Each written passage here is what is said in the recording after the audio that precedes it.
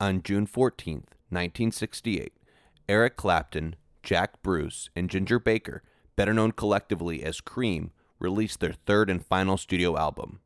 A double LP titled Wheels of Fire, it featured some of the blues trio's most iconic work. The psychedelic rock opener White Room became a top 10 hit in multiple countries in both North America and Europe. Clapton's wah-wah-infused guitar licks and solos in White Room exemplified the ongoing change in the function of the electric guitar in popular music. In addition to that song, the first disc features absolute banger after absolute banger. The trio demonstrated why they're the OG supergroup, each showcasing their wizard-like skills on their instruments. While the first disc does include a couple blues covers, it's the mind-blowing original work on there that immortalizes them as 60s icons. Although you could simply pigeonhole the record as blues rock, there exists a considerable amount of psychedelic rock, and I even hear some elements of folk rock, baroque pop, and even metal. But the first half of Wheels of Fire, the first disc I just described in detail, has literally nothing to do with this episode. In March of 1968, Cream performed several dates in San Francisco, California, notably at the Fillmore. The second disc from Wheels of Fire exclusively features performances from those gigs. The most notable and enduring of those performances is undoubtedly the opening track, their rendition of Crossroads. The roughly 4-minute song features a repetitive blues rock riff, a simple yet catchy melody, and perhaps the most basic beat from Ginger Baker on that album. The pinnacle of the song occurs at the 2-minute and 32-second mark when the sleepy blues tune awakes into an explosive jam featuring maybe Eric Clapton's best solo of his long career. Jack Bruce, for his part, absolutely shreds on the bass, and I'm not sure what Ginger Baker is doing back there on the skins, but hey, it works. The song then briefly returns to that blues riff before featuring a pretty interesting coda. While Crossroads didn't chart in Cream's home country of the United Kingdom, the song became the band's third and final top 40 single in the United States. Unlike the trio's other two top 40 hits, Cream did not write Crossroads. In fact, there are few covers that sound so distinct from the original as Cream's version of Crossroads. Perhaps that's because the original was recorded 32 years prior in a studio over 4,500 miles from Cream's home country. Originally titled Crossroads Blues, Robert Johnson wrote the song sometime in the early 1930s. The exact date, like much of Robert Johnson's life, is unknown. What we do know about his life, it was hard. An African-American man, Robert Johnson was born in the Jim Crow South in 1911. He spent most of his childhood in Robinsonville, Mississippi. While under the care of his mother and her husband, Dusty, Johnson learned to play the harmonica, Jew's harp, and then ultimately the guitar. In 1929, Johnson married, but the following year, his wife died in childbirth, and tragically the child passed as well. In 1931, he remarried a woman named Coletta Craft, who unfortunately also passed away shortly after. In the 1920s, slide guitar playing became the defining element of Delta blues, the dominant form of country blues found in the Mississippi Delta. He spent time in the late 20s in Robinsonville around well-known Delta blues guitarists such as Willie Brown and Charlie Patton. Sometime, most likely in the early 1930s, Robert Johnson left Robinsonville for about a year. When he returned, the community was stunned by the masterful Delta blues guitar skills that Robert Johnson developed. Due to the large improvement in such a short period of time, the legend that Johnson sold his soul to Satan at a crossroad in exchange for guitar godlike skills was born.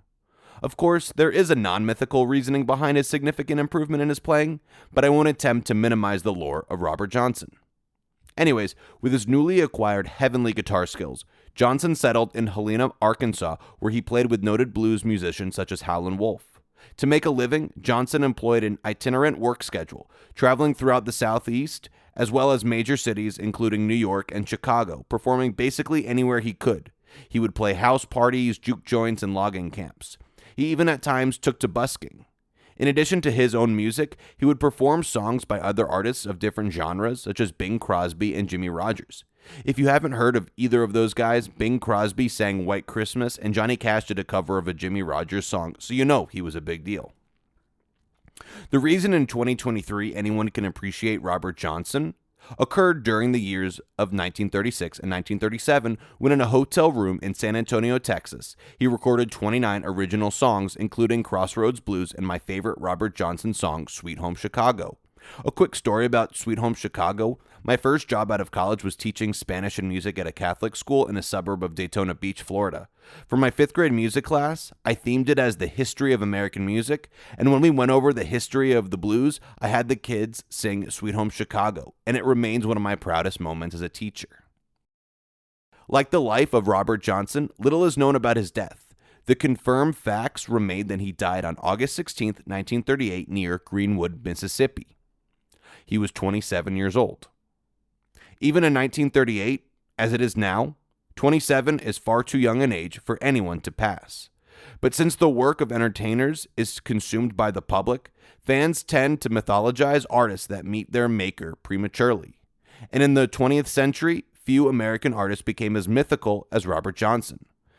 Besides the wild rumors that exist regarding the acquisition of his guitar skills and the circumstances of his untimely death, maybe the greatest contribution to his legend remains the 27 years of life at the time of his passing, which spurred the famous, or rather infamous, 27 Club. With respect to music, this club includes musicians that died at the age of 27. The eeriness of this club rests on the consistency of iconic inductees to this unfortunate club. Since the late 60s, the club has added generational icons such as Rolling Stones founding member, guitarist Brian Jones, guitar god Jimi Hendrix, rock goddess Janis Joplin, the peculiar frontman of The Doors, Jim Morrison, the face of alternative rock, Kurt Cobain, and the most recognizable jazz singer of the 21st century, Amy Winehouse. The trope of this reoccurring coincidence has become part of the mainstream lexicon, with the 27 Club getting referenced in songs by popular artists such as Fall Out Boy, Daughtry, Mac Miller, Halsey, Juice WRLD, and Frank Ocean. While the concept of the 27 Club and its members perplex and amaze me, today on this episode, I am creating a new term to honor multiple artists that died far too early as well, but do not find themselves in the tragically esteemed fraternity. Please allow me to introduce to you the Not Exactly 27 Club. I'm Dov Brenner, and this is Hot Cakes from a 90s Stan. Today I will discuss artists that died much too young, but either a bit before or after the age of 27. Since this is a 90s podcast, all members of this club must have released their most notable work during the 90s. I also will not spend time talking about members that I've discussed in depth in the past or plan to discuss in a future episode. Some of the artists featured in this episode are household names, while others you may never have heard of. Regardless, they are all fucking legends.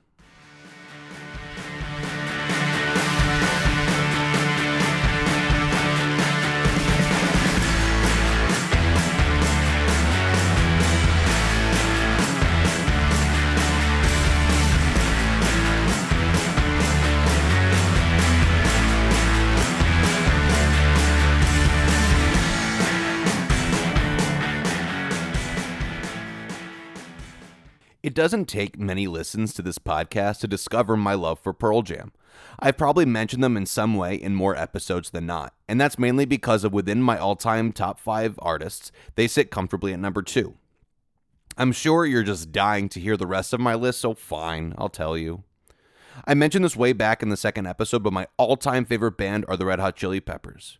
Number 3 is another member of the Not Exactly 27 Club, but will not be discussed since I already detailed his career and only non-posthumous album on episode 3. That is Jeff Buckley, of course.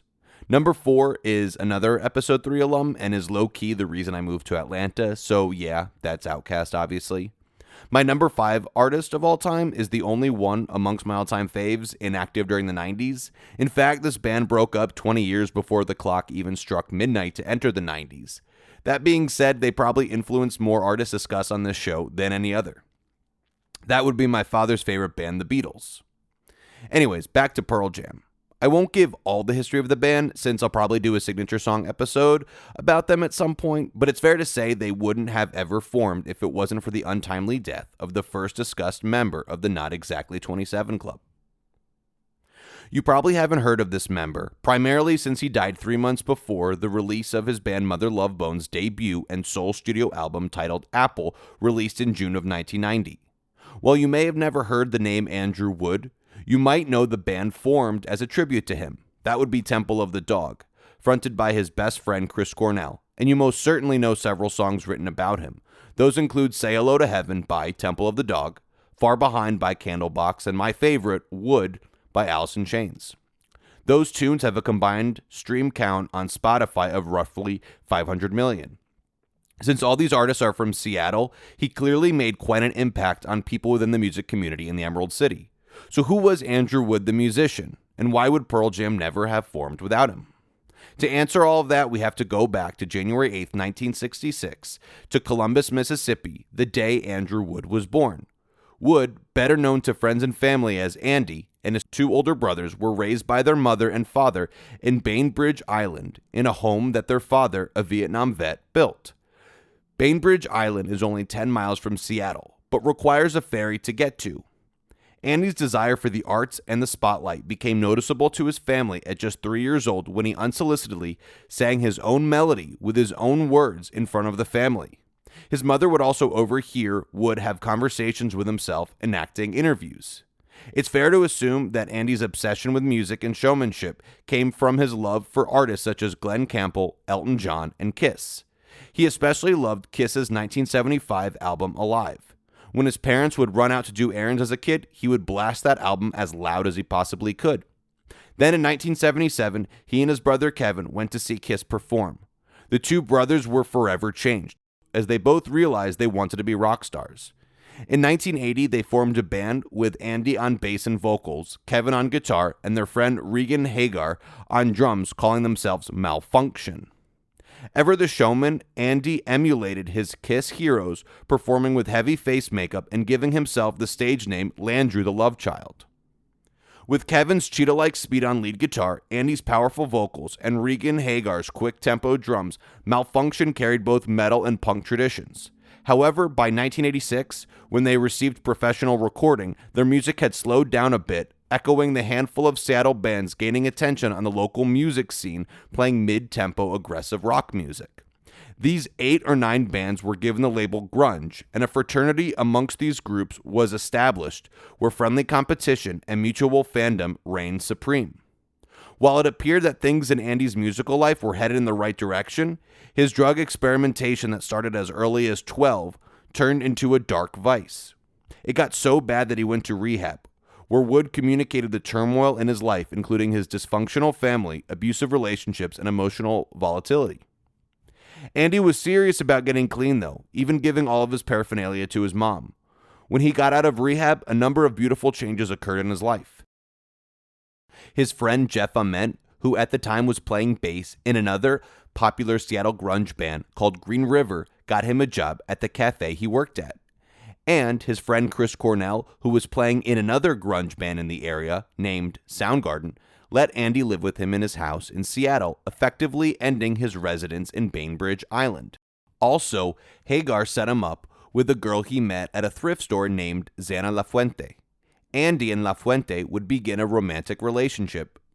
In addition, after leaving rehab, Green River broke up. With little going on with Malfunction, Andy and Regan Hagar joined forces with 3 members from Green River, bassist Jeff Ament, as well as guitarist Stone Gossard and Bruce Fairweather. Hagar was later replaced on drums by local Seattle hero Greg Gilmore. The 5-piece rock band called themselves Mother Love Bone after Parliament's 1975 iconic album Mothership Connection.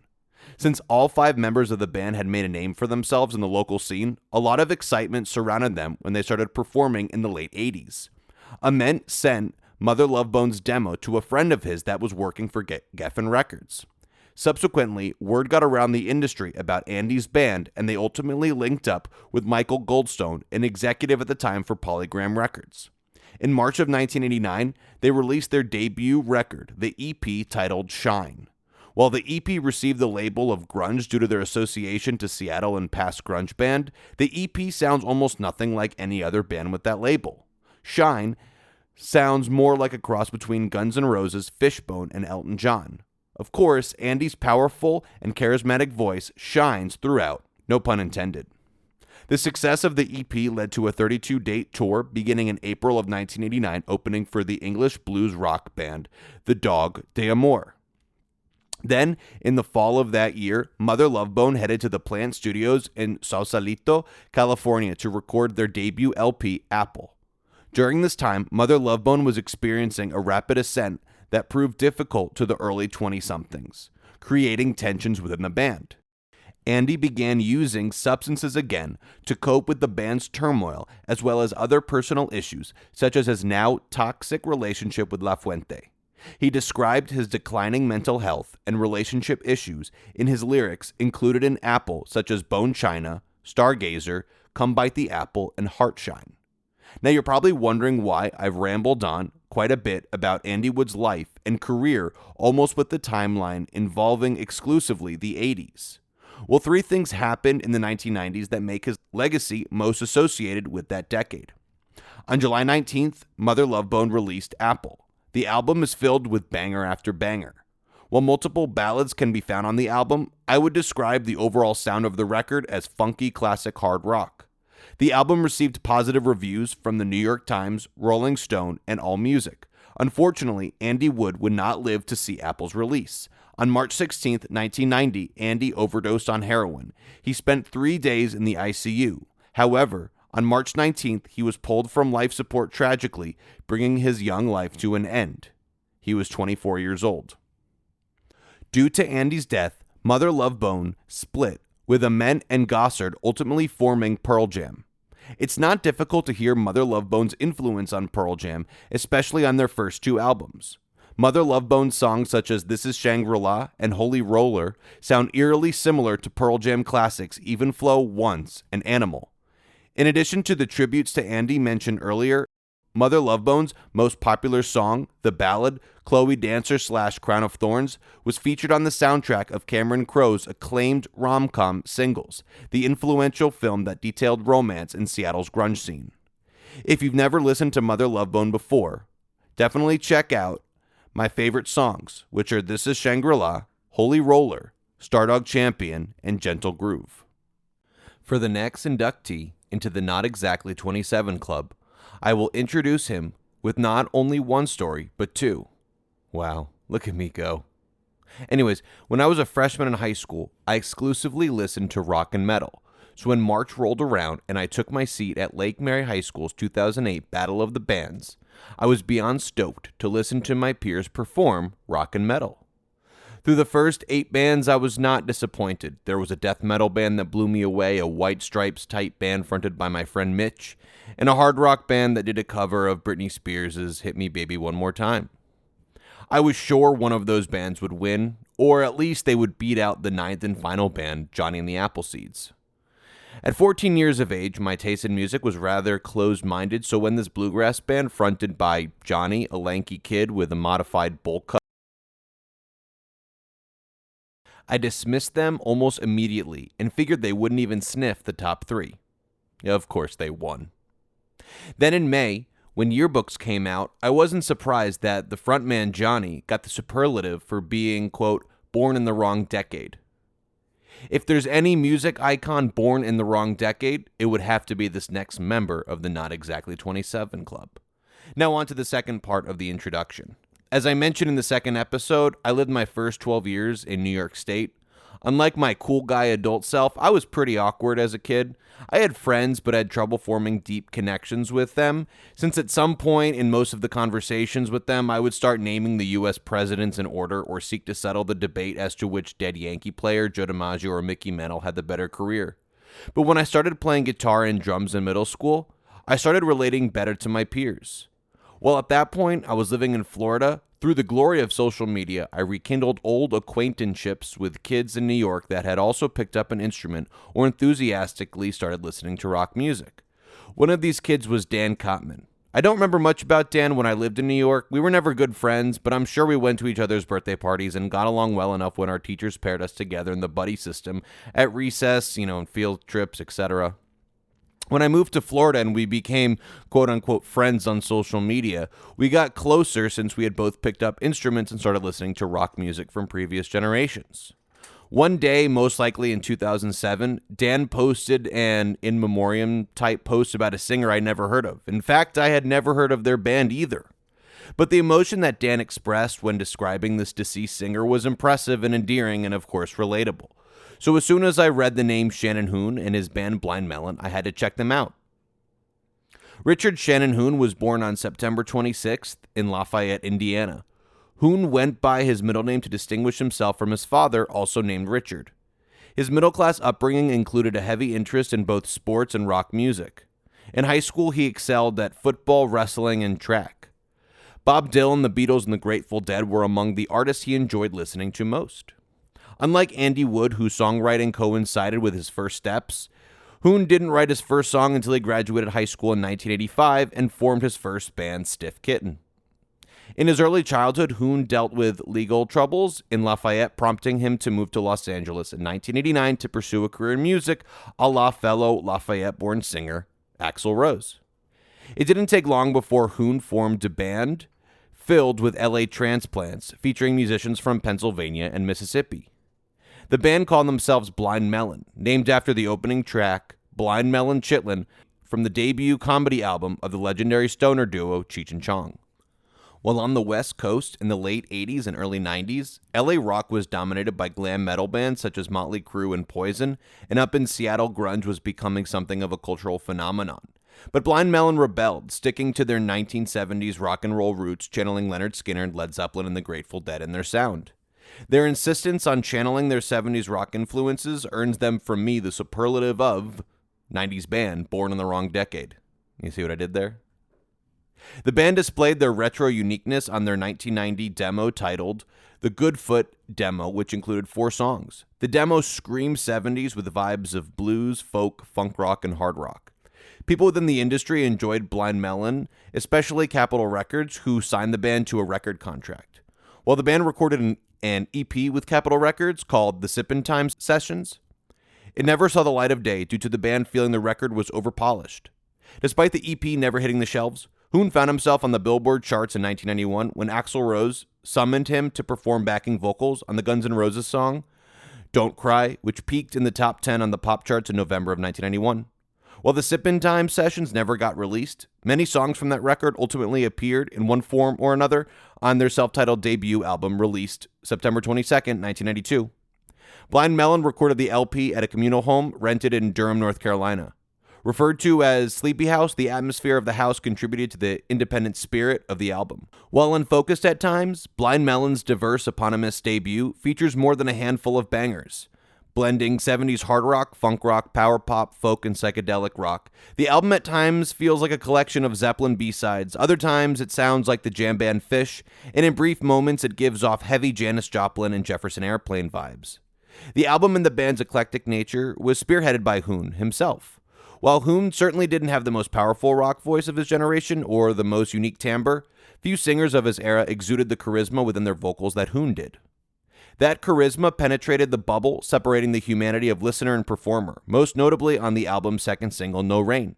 The deceptively radio-friendly tune blends folk rock and blues. While the song sounds happy and upbeat, Hoon sings explicitly of depression and loneliness. His vulnerability struck a chord with listeners as the single peaked at number 20 on the Billboard Hot 100 in November of 1993 and peaked at number 1 on the rock charts. The song also charted within the top 40 on the pop charts in Australia, Austria, Ireland, New Zealand, the UK, and Canada, where it hit number 1. The success of No Rain and the album's funky debut single, Tones of Home, spurred blockbuster album sales of Blind Melon's self-titled effort, with the LP ultimately selling nearly 4.5 million copies and peaking at number 3 on the Billboard Hot 200 album charts. Hoon's life became tumultuous during the band's ascent. Naturally, Blind Melon's touring schedule increased exponentially, opening for iconic names such as Lenny Kravitz, Neil Young, and the Rolling Stones.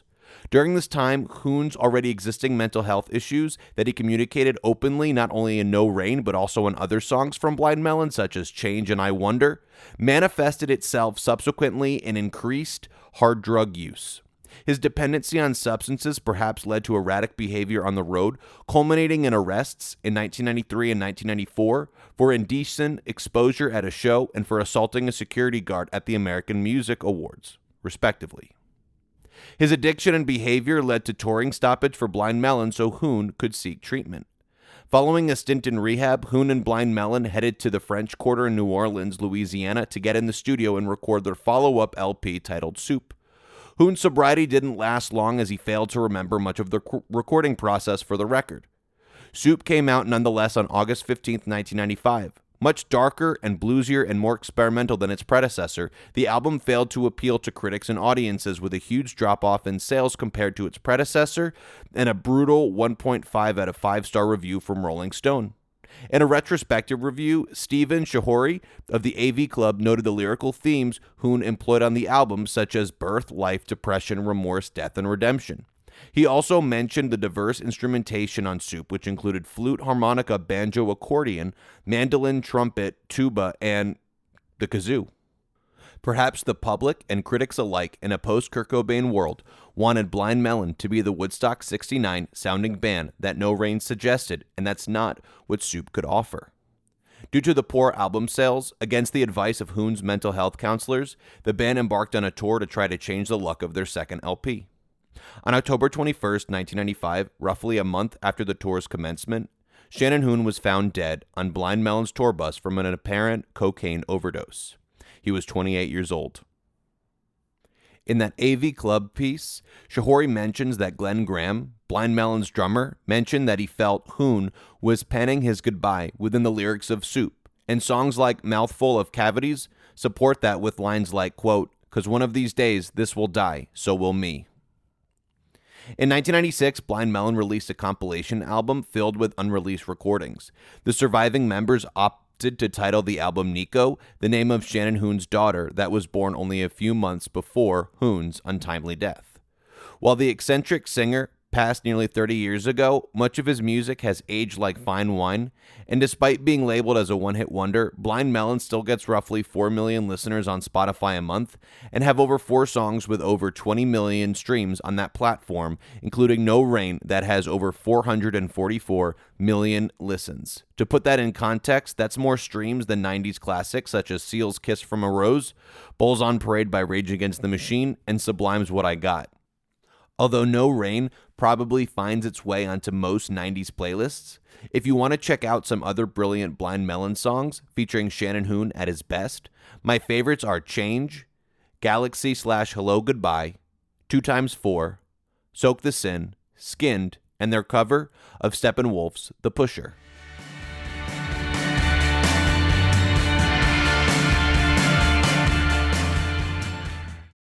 As I mentioned back in the first episode, my fandom of Nirvana set the tone for the rest of my discovery of music during middle school. It's when I first heard the terms alternative rock, metal, and grunge. My love for Nirvana and the Foo Fighters implored me to explore other bands with similar vibes. I somehow stumbled upon this website called digitaldreamdoor.com. The website dedicates itself to creating lists, ranking categories of different media, most notably music. If you know me, you can imagine how often I flocked to this webpage, not only to see where these presumptive gods of music judging ranked my favorite artists, but also to discover other artists. Besides Nirvana, I remember Pearl Jam receiving the highest ranking on basically any list having to do with the 90s, so I checked them out, and as you know, I love them. One list on this website was for the greatest rock singers of all time. They listed Chris Cornell of Soundgarden pretty high, and I had heard of his band a few months prior when Soundgarden was listed at number 14 on VH1's list of the greatest hard rock bands of all time, so I checked them out and loved them too. So of course I needed to know more about Pearl Jam and Soundgarden. The holy bible of public information known as Wikipedia described them as grunge, a term I first learned when I heard it used to describe Nirvana. On both Wikipedia articles, those 3 bands were grouped together as part of the quote-unquote Big Four of grunge. The other band mentioned as part of that list was a group called Alice in Chains. Now, I hadn't given them a listen yet because when I first read about them, I kept seeing them described as the heaviest of the grunge bands. In early 8th grade, I hadn't quite reached my metal era yet, so I was reluctant to give them a listen. But as a self-identified enthusiastic grunge fan, I acquiesced and got their greatest hits album. I certainly didn't regret it, as I thoroughly enjoyed their music and wasn't put off at all by their heaviness. If anything, I thought it gave them an edge, making them accessible to metal fans not really into alternative rock. Quickly, my favorite thing about Alice in Chains was the lead singer's mythically powerful vocals and unique timbre. To that point, I honestly felt that he was the best male singer I'd ever heard. I went to my now established website, Digital Dream Door, to see where that vocalist ranked among the website's greatest rock singers. I found it dumbfounding that he sat far lower than I expected, because even though I hadn't heard most of the singers on the list, my love for his talent transcended rationality, and so my angry internal monologue thought, come on, he's got to be at least in the top 10. That singer, of course, is Layne Staley. Layne Staley was born on August 22nd, 1967 in Kirkland, Washington, an eastern suburb of Seattle. His parents divorced when he was young, and he spent the majority of his childhood with his mother, Nancy McCollum, and her husband, Jim Elmer. Elmer described Staley as a gentle, kind, and intelligent kid, and McCollum noted his brilliant sense of humor. Elmer took Staley to see Elton John for his first concert in 1975. When he was 9 years old, Staley wrote in his Dr. Seuss book, About Me, that he wanted to one day be a professional singer. Staley began his musicianship as a drummer at the age of 12 and jammed out to legendary bands such as Black Sabbath, The Doors, and Deep Purple. In 1984, a young garage band by the name of Sleaze roamed the halls of Shorewood High School in Shoreline, Washington.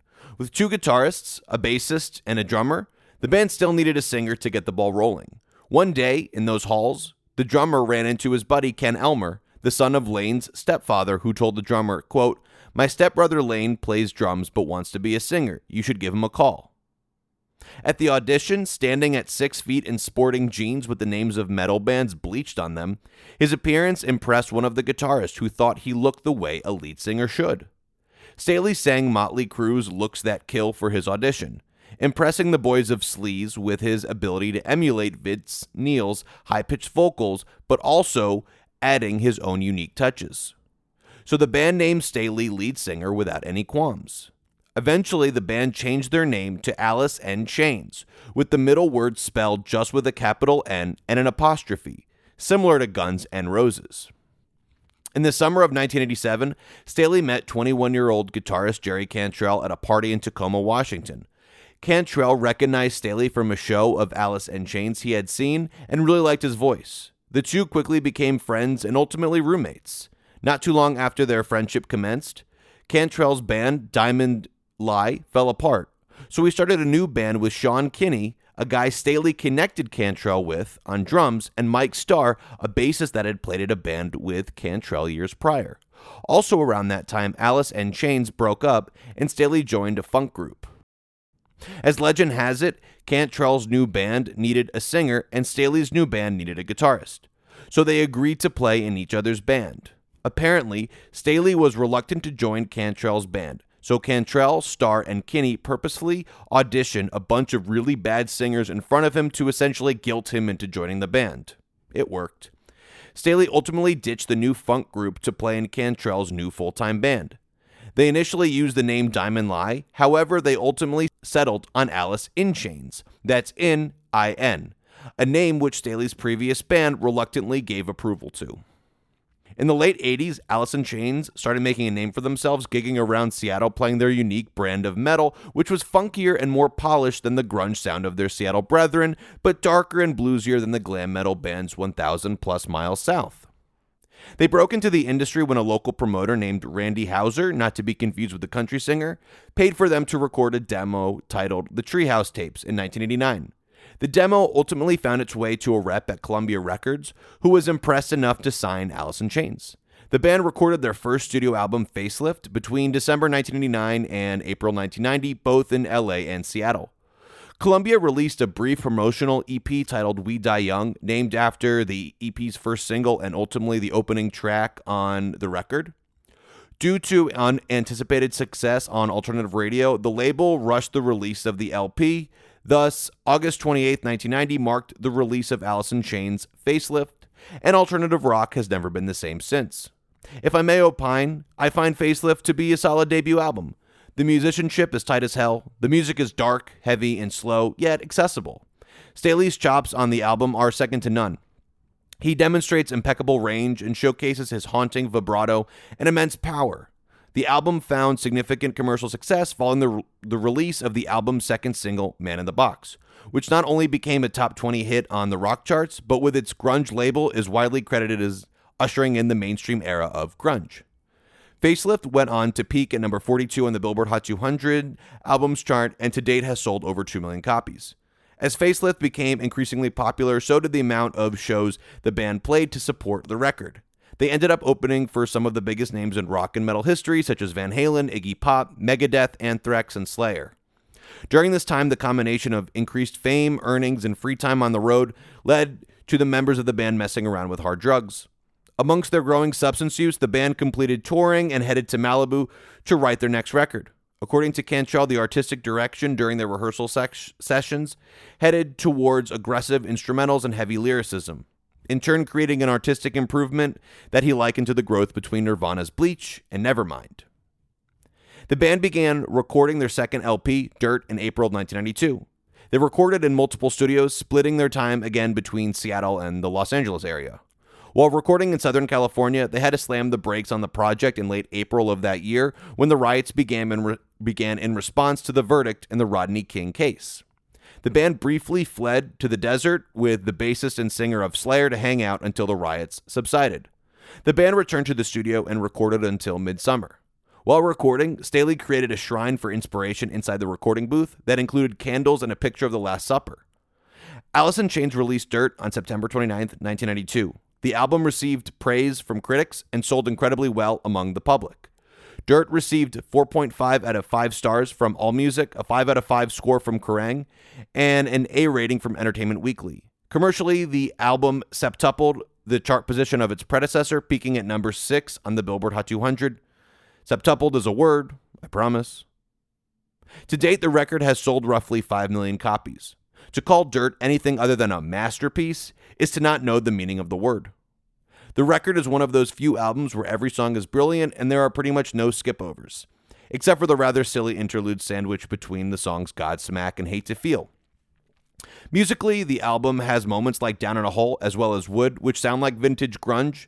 The other two genres often used to describe Dirt include sludge metal, which can be found on songs like Sick Man, and doom metal, which probably would be the flavor I most associate with the album. Doom metal rears its ugly yet breathtaking head on songs like Junkhead, Rain Would I Die, and most notably on Rooster, the 6+ minute Vietnam War themed tour de force.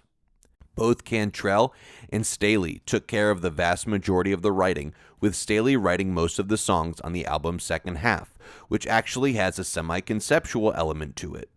From Junkhead to the album's penultimate track, Angry Chair, Staley pens a narrative detailing the dangerous trajectory of hard drug use, with the protagonist in the former experiencing the intense euphoria from the quote-unquote dragon. However, by the end of the story in Angry Chair, the protagonist has confronted the deepest depths of addiction and resides in a, quote, field of pain. Vocally, Staley puts on a goddamn clinic. I would point out the vocal highlights on the album, but his pipes are on point in every song. Cameron Maxwell of Medium.com described his vocals on the record as, quote, booming, which is probably the best adjective for his voice. Apparently, Dirt's producer, Dave Jordan, embellished Staley's vocal through triple tracking him and putting delays on his tracks. Since the success of Dirt catapulted Alice in Chains to rock and roll gods, they endured another grueling tour schedule, and Staley was not the only member of the band to suffer from addiction. Bassist Mike Starr's drug addiction became so bad he was dismissed from the group and replaced by Mike Inez, known for his work with Ozzy Osbourne. In September 1993, the new lineup entered the London Bridge Studios in Seattle to record what would be, in my humble opinion, their last great record with Staley as frontman. The band entered the studio with no material and in 1 week wrote, recorded, and self-produced a 7-song acoustic EP titled Jar of Flies, which demonstrated the versatility of the band. Jar of Flies came out on January 25, 1994, and made history becoming the first EP to ever hit number 1 on the Billboard Hot 200. Like I said, the album is acoustic, but it doesn't sound like merely a stripped-down version of their metal vibes. It maintains the darkness and slow tempo, but leans heavily into Cantrell's blues roots and the haunting harmonies between Staley and Cantrell. Staley wrote most of the lyrics on the album, detailing his continuing suffering in the face of his crippling heroin addiction. One of the most enduring songs from the EP, Nutshell, is an intense and painfully vulnerable cry from Staley with lines like, quote, my gift of self is raped. And as a consequence, he morosely proclaims, quote, if I can't be my own, I'd feel better dead. Even when Staley didn't write the lyrics, his drug addiction was front and center. In the album's fourth song, No Excuses, Jerry Cantrell writes a beautifully platonic love song for Staley, encouraging his recovery while also lamenting the strain that Staley's drug use had put on their friendship. Maybe it's symbolic, maybe it's not, but Staley and Cantrell sing the entire song in tandem, perhaps standing in solidarity with each other through both Staley's heroin addiction and also Cantrell's alcoholism. Either way, the song resonated immensely with rock audiences as the song became Alice in Chains' first #1 hit on the rock charts and only #1 with Staley on vocals. Following the release of Jar of Flies, Staley went to rehab to try to kick his addiction. Not too long after finishing rehab and newly sober, Pearl Jam lead guitarist and recently recovered addict Mike McCready invited Staley to front his new project, a supergroup called Mad Season. McCready's hope was that being around sober musicians would help Staley. Mad Season released their sole studio album titled Above on March 14, 1995. While not matching the success of Alice in Chains' most recent two records, Above peaked at number 24 on the Billboard Hot 200 and featured the beautifully written River of Deceit, a subdued bluesy number which peaked at number 2 on the rock charts and to date has roughly 58 million streams on Spotify. A month following the release of Above, Alice in Chains got into the studio in Seattle to record their final full-length album with Staley. It's not clear when he relapsed, but Staley's sobriety was short-lived, making the record difficult to record. However, Cantrell referred to it as, quote, the fucking coolest thing, and I'm glad to have gone through it. I will cherish the memory forever.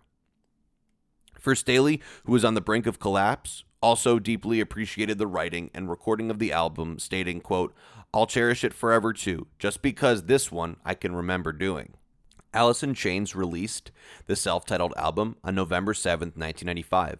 The self-titled album debuted at number 1 on the Billboard Hot 200. It's often referred to as Tripod due to the album's cover of a three-legged dog.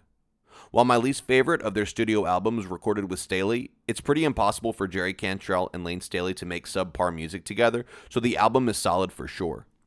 It sounds kind of like a polished blend of Dirt and Jar of Flies. The self-titled LP did feature 3 top 10 singles on the rock charts and includes 2 of their discography's most popular hits, Again and Heaven Beside You, as well as 2 of their fan base's favorite deep tracks, Shame in You and Sludge Factory. Due to Staley's worsening addiction and consequent declining health, the band did not tour to support the album. However, on April 10, 1996, Layne Staley mustered up whatever remaining strength and energy he had to take the stage in Brooklyn to give one last brilliant performance. Since it was part of MTV's Unplugged series, Staley's bandmates played only acoustic instruments. Entering the stage while Alice in Chains' instrumentalist played the intro to Nutshell, Staley sat in front of the microphone, poetically only seconds before his cue to start singing. If you ever get a chance, I beg of you to watch that Unplugged performance of Nutshell on YouTube. While I usually don't recommend people to look at the YouTube comments, definitely scroll through the comments to see not only the outpouring of love for Staley, but the recognition of the gut-wrenching beauty of the moment. Other otherworldly performances during that concert include Down in a Hole from Dirt and Brother, a deep track from their short 1992 EP, Sap. After the Unplugged show, Staley only performed 6 more times in public, the last being 3 months later in Kansas City, Missouri, opening for Kiss on their reunion tour. Staley overdosed after the show, though he did survive. The rest of Staley's life is relatively unknown. As his addiction and health deteriorated, he became extremely reclusive and only recorded a handful of songs. He recorded his 2 final songs with Alice in Chains in 1998, titled Get Born Again and Died. The 2 songs were featured on Alice in Chains' 4-disc compilation Music Bank, released in October 1999. As I mentioned, it's impossible for Layne Staley to sound poorly. That said, on these 2 songs, it's clear that his addiction stole key components of his voice. Staley entered the studio for the last time in November 1998 to record covers of Pink Floyd's Another Brick in the Wall Part 1 and 2, as part of the supergroup named Class of 99, featuring several alternative rock musicians, most notably Tom Morello of Rage Against the Machine. A frequent observation of Staley in these final recordings is the very noticeable lisp in Staley's voice, which people attribute to the loss of his teeth from frequent drug use. Not much is known about the solitary final years of Layne Staley's life. The general consensus is that he spent that time using hard drugs, especially heroin and cocaine. If he wasn't using, he was either playing video games, making art, or sleeping. In April 2002, after it was discovered that Staley hadn't made a withdrawal from his bank account in 2 weeks, police, accompanied by Staley's mother and stepfather, visited Staley's apartment where they found his deceased and partially decomposed body. The toxicology report revealed that he had died 2 weeks prior on April 5th from an overdose of speedball, which is a combination of heroin and cocaine. He was 34 years old. In an eerie coincidence, Layne Staley died exactly 8 years to the day after Kurt Cobain committed suicide on April 5th, 1994. Alice in Chains recorded so many unbelievable songs with Staley, but if I were to recommend 5 songs to listen to convey the depth and versatility of his vocal genius, I would recommend Man in the Box, Love, Hate, Love, Damn That River, Junkhead, and Nutshell. Andy Wood, Shannon Hoon, and Layne Staley, 3 members of the Not Exactly 27 Club, all left us too early, but also left us with brilliant art. While Andy Wood never had the stardom of the other 2 members, his charisma and influence opened the doors for some of the most iconic acts of the 1990s, who went on to influence bands well into the aughts. Shannon Hoon's refusal to conform to the rules imposed by the rock scene surrounding him enabled an original sound that made it impossible to pigeonhole his band Blind Melon. He led the charge that brought the Woodstock era to the 1990s and gave those craving the blues rock sound of the 60s and 70s spoon-fed to them by their parents something nostalgic yet unique and relevant. Layne Staley fronted one of the most beloved bands in rock and metal history, influencing iconic acts such as Godsmack, 3 Days Grace, Manic Street Preachers, Queens of the Stone Age, and Stone Sour. So while before today there previously was no club in musical lore to honor them like the 27 Club has been able to recognize Cobain, Winehouse, Hendrix, and the rest, today we recognize these 3 powerhouse frontmen as 3 of the founding members of the Not Exactly 27 Club. And 3, of course, is what Shannon Hoon would say is a magic number. I want to thank y'all so much for listening. Be sure to check out the second part of this episode next Tuesday, January 23rd, as well as the playlist of songs mentioned in this episode, titled Songs from the Not Exactly 27 Club, on Spotify. Y'all have a great rest of your day, and whatever it brings, hopefully music is involved. Again, I'm Dove Brenner, and this is Hot Cakes from a 90s Stand. Take care.